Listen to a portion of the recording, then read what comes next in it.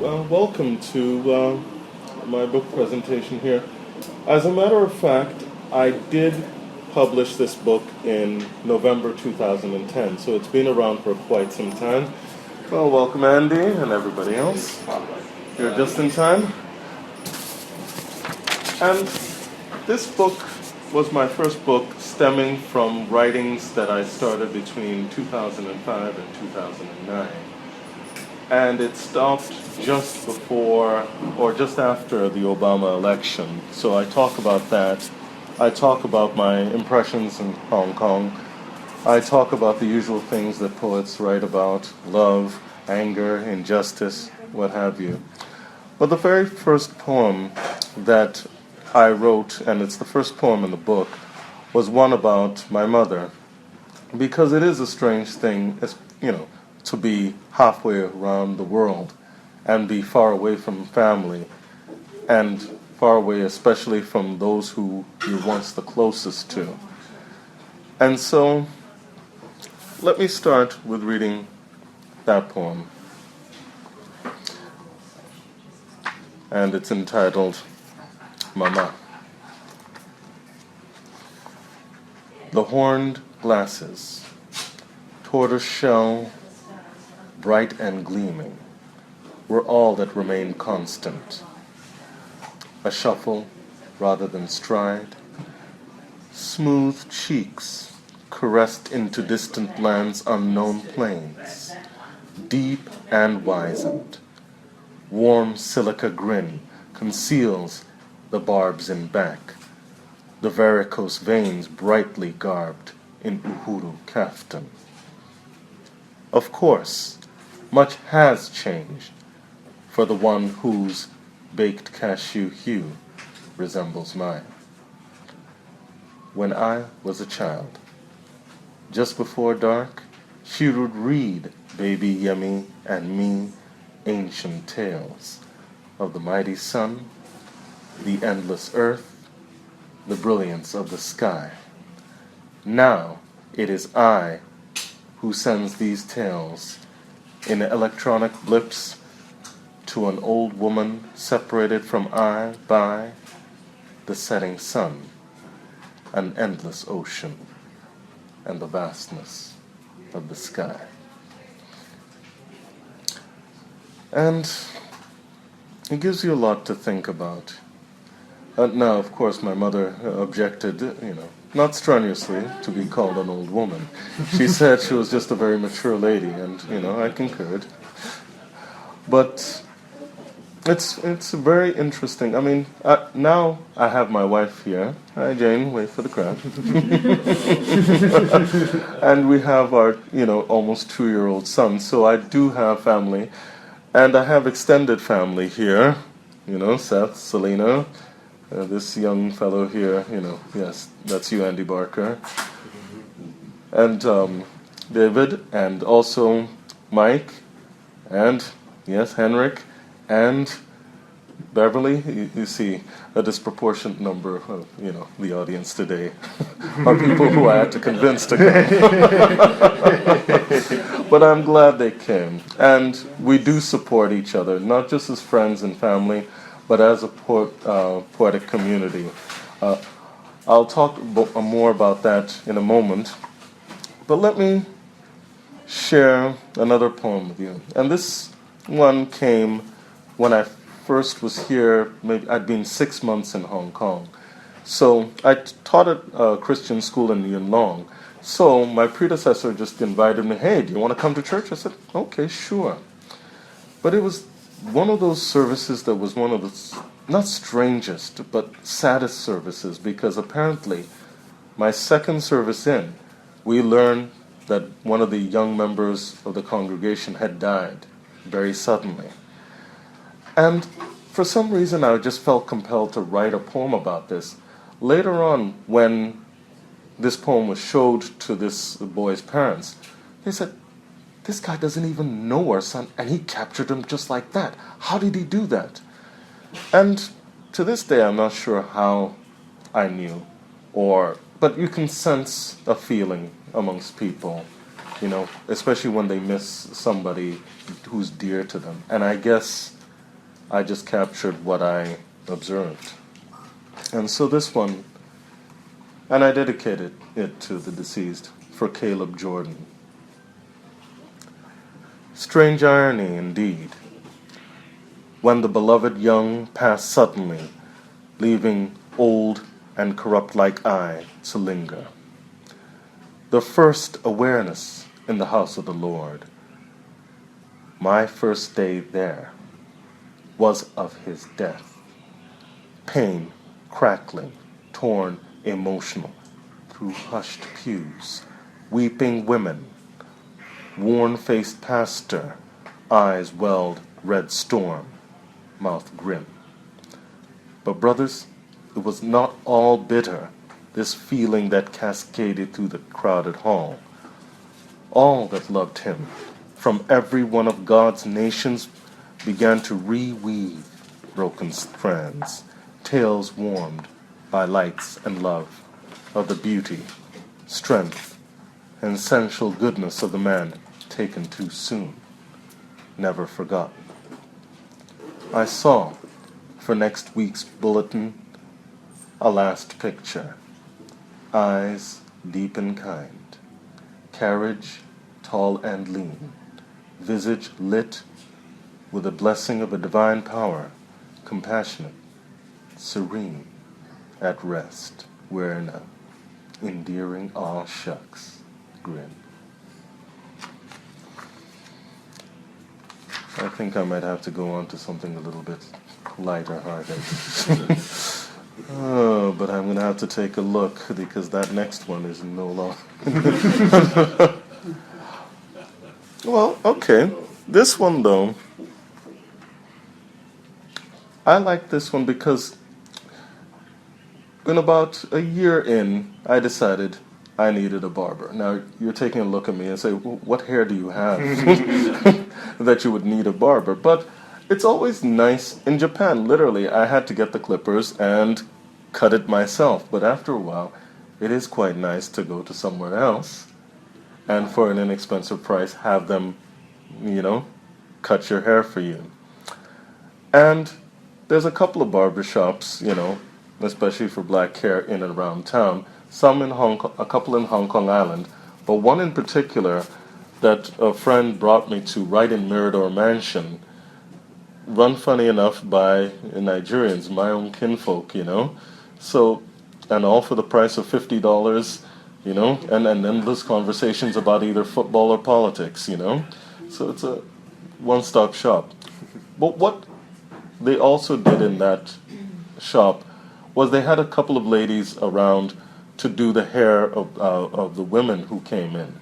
Because what you find is a lot of the traders who buy mobile phones, clothes, and shoes coming in from various countries in Africa, coming to Chungking Mansion, Mirador Mansion, going through to China and coming back.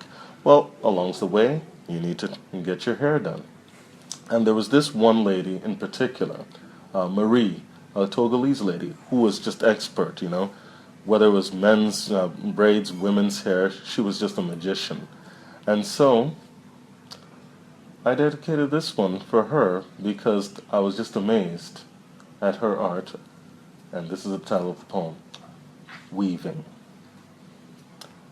In an enclosed, grimy, somewhat worn corner of Chimsha Joy, the UN of Kowloon, we await, second floor of the Mirador, second only to the Chungking, the infamous hub of the developing world into the Chinese Empire.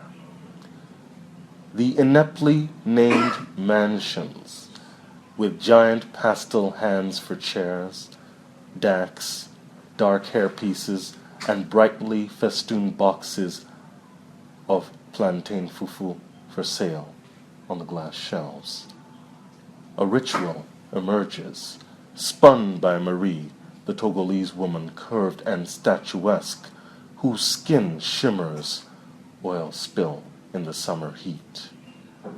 As she unwinds brethren's frayed locks with the patience of an artisan in Afro-French flavor syllables, murmurs pleasantries and inquiries.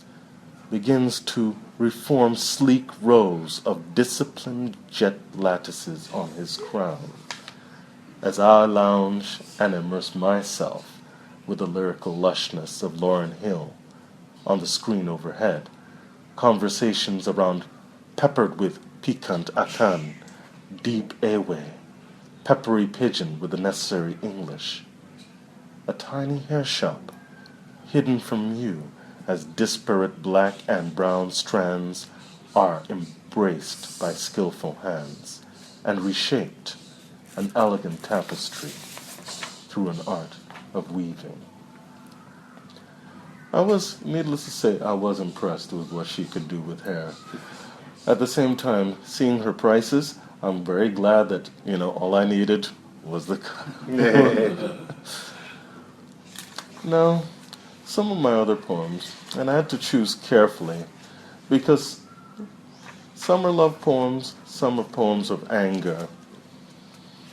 And this particular poem that I'm about to read next also talks about a migrant, but a migrant who was less fortunate, because it actually stems from a real story. My colleague, I'm a teacher by trade, and in my first school there were two of us, actually ended up being three foreign teachers, but two foreign teachers at first. And my colleague had hired a lady, just part-time, and her name was Juanita. And later when, my friend Nadine left to go back home, well, Juanita continued working part-time. But the problem was her status was, let's say, in doubt. And like many part-time helpers, she just moved around a bit, stayed in rooming houses, etc. Well, one day she became victim to a raid. And the ironic thing is, they weren't even looking for her, per se. It just happened there'd been a dispute between one of her roommates and girlfriend-boyfriend. And one of them decided to make an anonymous call to the police. So they went and grabbed all of them. But I thought to myself, a lot of these folks, here 10, 20, 25, 30 years. But no matter how long you've been, if you're a domestic helper, you just don't have any status or any right. And I thought, what is really the harm here, of letting people stay?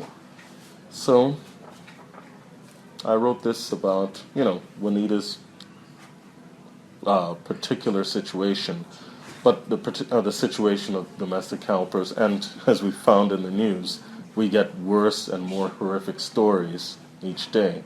But this one at the time was surprising enough, and I call this Deportee. 20 minutes too late at home, crowded, with 9 others just as teak brown, was the difference between scrubbing floors bare of dirt and a cell alive with its stench. Stomachs clench for those who have outstayed their usefulness. Nothing we can say for bitter reward for 11 years' service. Not one day that counted towards any permanent stay. When they finally release her, it will be a bitter homecoming indeed. The 200 every once a week for me was a cleaner house, for the 4 children, education, now stripped, futures mired back into frustration. The platitude of the benign employer was that she was cheerful, oh so dependable. But the Hong Kong government, in their infinite officialdom, with charts and tables and precise social value apparently in mind, deemed them all expendable. And, well, there is a good part to the story I told you before. Juanita managed to make it over to Macau, and as far as I know, she's still working there, because there is more demand, for work in Macau. Now, this is a poem I particularly enjoy because it talks about the love of writing, the love of words, the love of playing around with words. And I've been writing poetry for a long time. I started when I was, well, technically, as the legend goes, I started at 10. I wrote a poem because I had a crush on a girl, and at the same time I was reading a Hardy Boys book, and somehow that all melded into a poem.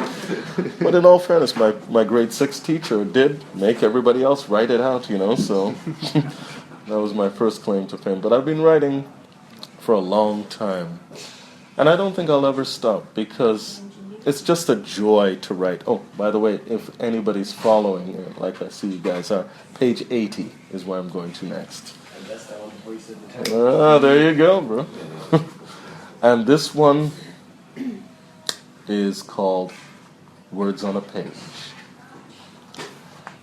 First time I remember climbing the stage was when words were alive and spoken lyrics the rage. Cacophony of flows, high jiving and intertwining, angular words, cutting airs, razor wit, moist, chewy syllables, so rich, so filling. They could have been Duncan Hines, not Duncan's lines, trying to slice and sweeten the elastic phrases that sought to stretch and expand the sycophantic cadence of the background band, laughing, crying, living, hustling, loving, dying, reprising life in voluminous webs through the patterns of glow silver aqua neon frayed denim. Tattered copies in back pockets with the bags of rough hemp slung on backs that silhouetted the crowd through the smoke-lit richness of the endless evening. But those endless evenings became faded etches. Some went obscure, others sought fame or a different name. A cosmic click, brush or rub, delete or alt, revise the main frame towards a calmer day. More sedate consumption, amidst quiet murmurs, brie slices, and chardonnays, where the full-blown New Jack swingers of verbs thigh deep in amorous nouns with fresh adjectives on display, eventually tame their wicked ways, living within margins to become words on a page. Yes, I enjoy that one too. Listen, guys, you can always ask for requests. Yes. I'm curious to hear you read one which I thought was very text-based, and watching you perform your poetry adds a huge new layer for it for me. But this one in particular, Everything But the Girl. Yes. I've been there. But I was when I read it just seemed like such a text piece. I'd like to see how you would read that. Yes, a little bit unrequited romance, at the beginning of my stay here. Okay. I don't have the same feeling anymore. No, so that's resolved. Jane wants to know what Hey, listen. What's your on the back? I deny the allegations there. Page 35. Okay. Sorry. No can do. Thanks anyways. Was as conclusive in electronic script as a final sentence. Firm. Dismissive. Ultimate. Uninterested. Staring at the tiny screen. No comfort. Reading absence in the lit expanse that refuses to say anymore. How does that sound? Yeah, very good. Better than my head. Some of them I would agree. I think I'm also a different poet than I was back then. I mean, with experience, with exposure to my peers, with more performances, you do change as a poet. You never remain, if you want to be any sort of writer or poet, you never remain static. There's some that will definitely stand the test of time, but there's others which I read back and I say, okay, I can't even completely relate to this anymore because I'm not that same person and I don't have that same worldview. So, yeah, there will be some that I would say, okay, this is a little callow, okay, this was a little naive, okay, or never quite to that level of, oh, I can't believe I wrote that. Those are the ones that are usually in the rubbish bin instead of in the book. But I think you have to look at it in terms of process, right? This is just a path towards your development and, as a writer.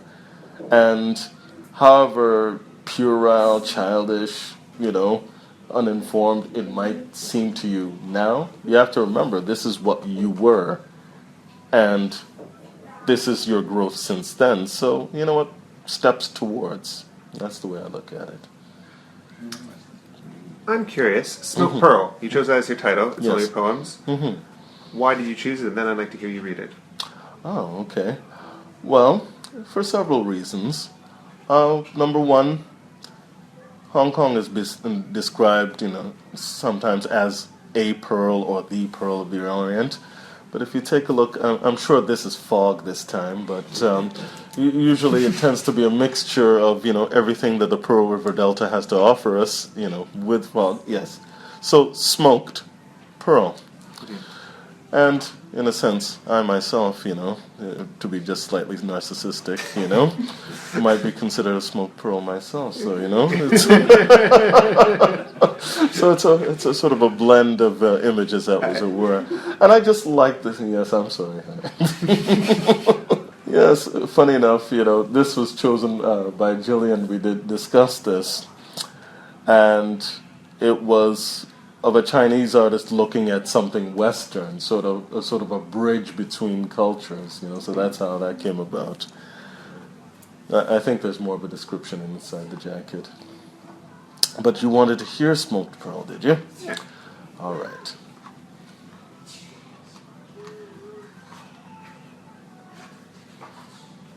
It's slightly warm, this whirling smoked pearl, with its fragrant cacophony, sci-fi rushing limbs, irate horns, frying wok oil, high-pitched screams and opulence, Benz stars and LV straps in chaotic profusion, gorgeous from a distance, usually of the postcard kind, but a delicate and peculiarly sensitive bauble to handle.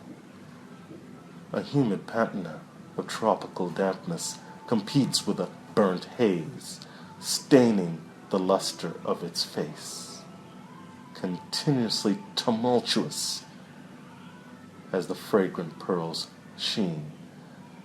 And I wonder how the hell, if at all, I add to its glow.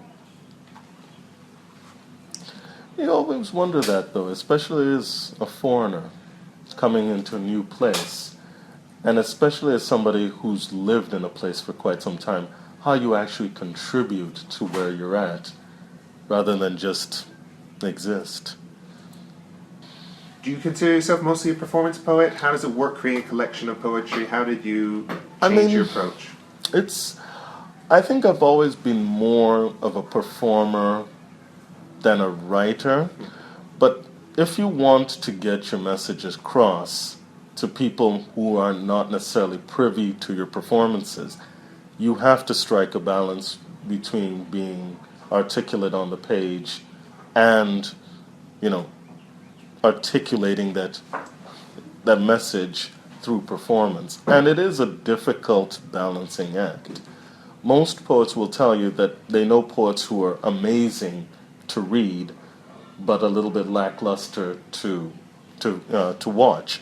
And there are others who say, this person on stage is utterly amazing, but when I read this, it makes no sense to me. And I enjoy performing because I think it brings, as you said, certain nuances and certain texture and feeling to the poetry that one may not otherwise experience on the page. But again, if you want to reach a broader audience, you have to be able to balance those two tensions. Yeah, while I do prefer performing, it is necessary, for me to hone my craft to be articulate on the page as well. At night, especially, mist swooned black on the tower block. A queenly pagoda, feathered in battle-green sheaves and conquered girders, reminds of dreams, in solitude, aloof from the crumbling project blocks, nestled in brushes and brambles and thickets of chirps coos on a deep emerald hill, amongst all the bang canto whale clatter that clutters the neon-strewn cracked roads. A moment's blind, soft quietude before a descent to purgatory. As you can tell, I wasn't a fan of Yuen Long very much. I mean, I hear it's, gentrifying and all that, but it took some getting used to. So having that sort of oasis, that pagoda, was quite lovely. And, the longer one lives in Hong Kong, you find a lot of these quiet places in Hong Kong. I think the difficulty, with living in Hong Kong sometimes is when you're in the middle of that crush, either, going to work at whatever time in the morning, or, fighting the crowds coming back, or fighting the crowds in Causeway Bay or in Central or Tsim Sha Tsui. One takes a rather jaundiced view of life in Hong Kong until you go to small places like this or larger places like Sai Kung or the islands. So that was my inspiration. Pingshan Heritage Trail. Only an act of pragmatism keeps this journey of pre-Hong Kong alive. 10 frayed monuments in solemn succession, like those parchment-faced grandmas tottering gradually through impatient crowds. Little feeling from the bustle. Ignoring what's past, few here treasure relics without a price. Temples graying, village hills thick with moss, dusted curios, rusted paths, final memoriam of a forgotten age. Kids pass noisily, eyes intent on handheld Game Boys. As you can tell, this was a decade ago at least. I, the foreign, the only face searching in vain through newness for secrets in stone skulls and gaudy sages, somewhere in the emerald rust of copper shingles. The last stop, back to the station, to life. Leave the Pingshan Trail as an afterthought. Nestled in hills even I won't recall myself, given time and the usual uncaring. Since then, I found other sites in Hong Kong that were more pleasing and more interesting. That's a very good point, isn't it? When you come to a place, you come at it with fresh eyes, right? Whereas somebody who's lived amongst it all, they're like, oh, what? You think that's special? This is when Rita Dove came to make a presentation at the University of Hong Kong, and I put the precise date, the 17th of October 2006. And, this was an important meeting because here we are meeting a U.S. poet laureate, which is something significant. And being able to actually write a poem for her, she was tickled pink, Asked for your autograph, didn't she? Well, I asked for hers, But I digress. Here we go. Crown of lustrous crinkles exuding a soothing warmth, has her elegant, sinuous, slightly sibilant word sambad above, through the spaces between the sere walls of the lecture hall, waltzing tales of empires and libraries, merengues of bloodshed on cut cane, shredded sprigs of parsley, and an intense tango between an incensed bus driver and a quiet seamstress who refused to submit on a day not so long ago in Montgomery, Alabama. The crowd was wrapped in the motions of her fluttering fabric, especially us three, an unknown sister, Nyaka, and me, as she recalled the stumbles, the crashes, stubbed toes, tired steps, onerous hours, lost sleep, grit, sweat, and pain that devoured large slices of life itself, to recreate the effortless flow and leap and step and sway and laugh for joy, to keep from crying mesmeric patterns of her lyrical dance. Needless to say, I was very impressed with her work. It was, and Any other questions or poems? I'm sorry. you want the Hustler's Prayer? Oh, okay, honey. Let me just find it. No, it's interesting because, above all else, Hong Kong seems to be a city of hustlers. Now, hustler, of course, has a variety of meanings, but if you take it at its most basic, it's somebody who gets their grind on to survive, does what they need to do to get over, to get by, or to even just get on. And it's interesting to watch how people do it, but I just decided to dedicate a little prayer all for them. Blessed be the almighty gain, even if it has brought naught but pains, slivers and shivers, trembling in the shame. Bright gold early morning, glad and hibiscus sweet, momentarily peels crimson heavy eyes, singed ivory grins that return grim, thoughts veering into dark hue deeps, afterlove already spilt and mourn for what was, just to survive. But we will, my beloveds, to thrive in the gritty city of the almighty game.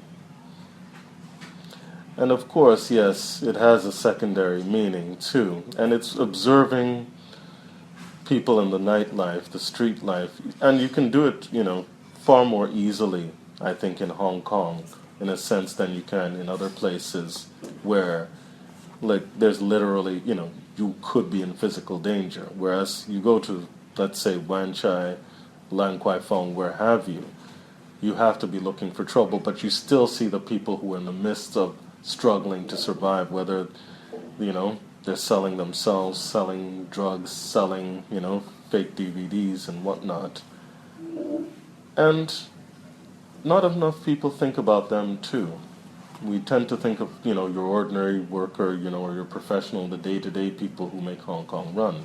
But Hong Kong also runs by night as well. And in a sense, it never stops running. It's not entirely New York, the city that literally never sleeps, but Hong Kong does keep on running. I wrote this in the voice of Obama talking to a little kid who's, all excited that he won. I can't do Obama's voice, but, You can try. but I'll try his sentiment. Come here, my child, and listen. I want to tell you, kid, there is no can't. 'Cause tonight we did, by refusing to continue as we have been bid these last few troubled, difficult years. From here, our mission will be to heal division and make restitution to the empire of possibilities we have freed from the maelstrom unleashed by thoughtlessness and greed. Make a vow to strive, to succeed, to seek opportunity and not dwell on our need, not just wishing that change may come somehow, some way. My dear, change has been achieved this very day. So, I don't want to hear that you couldn't, you wouldn't, can't be bothered, or maybe you shouldn't, that you're not the captain of your soul, but a slave to your id. Don't tell me you didn't, for tonight we did. Make no mistake, in a day, a year, even a lifetime, we may never be rid of violence, hatred, conflict, or poverty, suffering, uncaring, shallowness, or hypocrisy, but never render hardship as an excuse or use inability as a convenient fib. I said some time ago, yes, we can. And tonight, oh yes, we did. A lot of my poet friends say, you're very topical. You're almost on top of, whatever political issue or what is going on. And I try to follow because I think it is important to historicize what goes on around us, or what we experience. And in a way, at least our contemporaries can relate to the things we write. One thing about, the way I see poetry is that it should be a living thing. It should be something that talks about things that, the ordinary person can relate to or be concerned about. And yeah, it should stand the test of time, because if people have to look up a dictionary or a Wikipedia to see what you're talking about, well, maybe you haven't quite achieved the objective you wanted, Good question. Because there are some poems where I get a sliver of an idea, I quickly write it down on a tissue or what have you, and then build it up as it goes along. And there's others that just come instantaneously. Within 5 minutes, it's complete. I think usually the more personal ones take a little longer to write rather than the topical poems, because the personal poems, it's something dear to you, but then you want to be, real with it. You want to not just, spit out something for the sake of, having a poem. You want to examine your own feelings and your ideas about those personal poems. Whereas, again, with the topical poems, it's fairly straightforward. These are the facts as you see them. These are the images that they conjure. Okay, then put it together. But yeah, definitely more personal poems take a little more time. It was rush hour, and I was on the main blue line on Hong Kong Island, the Shenzhen Island line. It was the usual crush of people trying to get on to the train. But then, at one point, there was this mother and child trying to get onto the train. And then the mother stops the child and says, it's okay, honey, we won't, try to push and shove. We'll just wait to get on the next one. And at the same time, there was this halo of fluorescent light that just hit them. I said, wow, that is so profound. That is so beautiful. I have to write something about it. And so, this is entitled simply Mother and Child. As the voluminous serpent of the Shenzhen Island line skated its steel slither past the crush of Admiralty, throngs of Wan Chai, mobs of Causeway Bay towards the quieter groves of Central Library, Tin Hau Branch, I finally saw something good tonight. Previous stop, diminutive mother, seraph son, amidst the sullen, retiring mast, squeezed last mice into an overflowing maw when the jaw-like door snapped right at their heads. She took instant, feral fright. But in that moment of near mastication, she gained much more than that. With a rare, serene grace, she withdrew, regained a now empty place underneath the station's fluorescent light. And, as the serpent began to careen away in search of a more satisfying bite, a last glance had mother in immutable calm, holding her wide-eyed lad ever so tight. Thank you very much.